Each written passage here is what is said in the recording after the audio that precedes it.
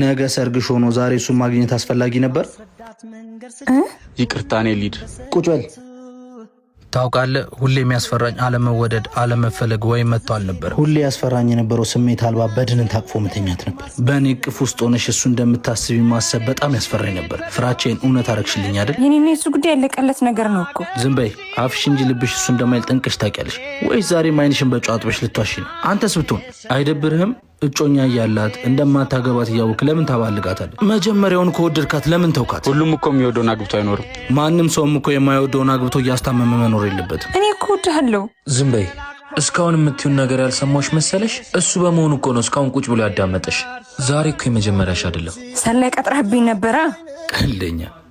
ለማንኛውም ለእኔም ለቤተሰቦቼ፣ ለአንቺ ሳይሆን ለቤተሰቦች ክብር ስል ነገ ሰርጉን እንደምንም አሳልፋለሁ። ከዛ በኋላ ግን አላቅሽም፣ አታቂም።